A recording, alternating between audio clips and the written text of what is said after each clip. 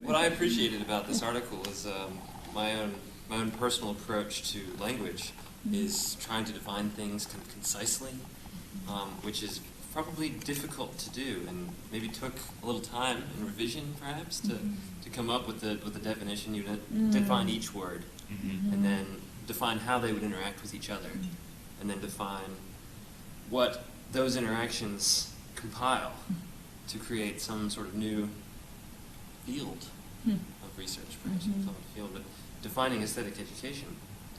I tried to do that quite a while, which why I appreciate this heavily. I tried to come up with it when we were doing interviews, preparing for interviews. I was like, well, this is aesthetic education. I gotta figure this out before I go in there.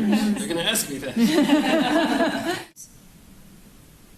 One thing that I did especially appreciate was when it talks about the concept of lending a work of art your life, and when it talks about the creation of art and how children, they are, taking whatever is upstairs and just putting it into this clay, and it's just kind of this manifestation of emotions, and you actually get to see, their thoughts, and that's something that I think is really incredible, because that's the sort of thing that, like aesthetic education, if you're trying to define it with words, there's no really concrete way to see it, but in that way you can kind of see what's going on.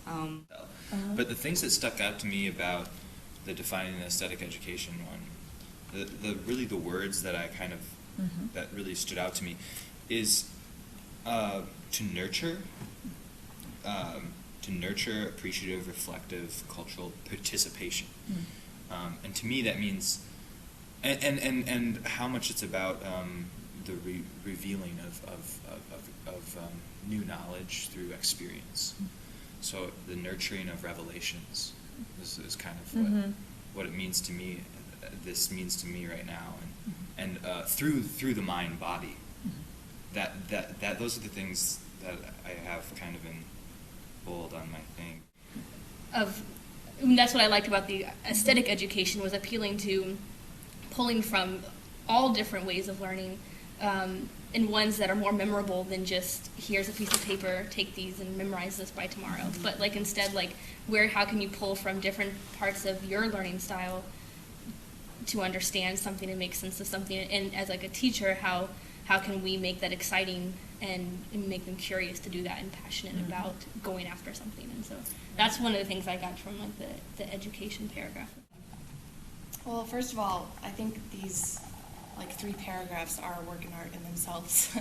And it's sort of just every single word is important. And there's some sentences that I felt like it wouldn't mean the same thing if the middle of the sentence wasn't there, So that's why it was so heavy to read for me. And something that just really stuck out to me the most was the idea that education is a process of enabling persons to become different, instead of just feeding someone something and they remember it. It's not just adding to them, to their brains.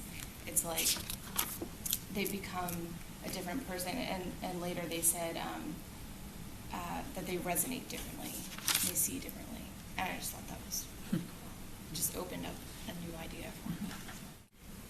I love this idea that we are enabling people. We are allowing them. We're giving them tools for discovery and saying, here are things that you can use in your life, and use them or don't. But we're enabling you to have the ability to change if you choose to.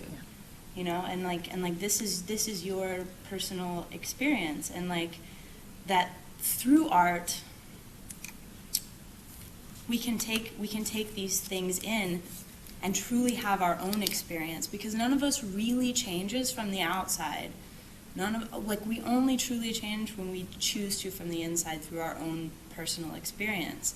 And that is what you were saying, Heidi, about this all sort of being difficult to define, and I feel like that's what art is in a lot of ways, and that's why it's different, is because it allows us to truly have our own experience, because there is no one experience.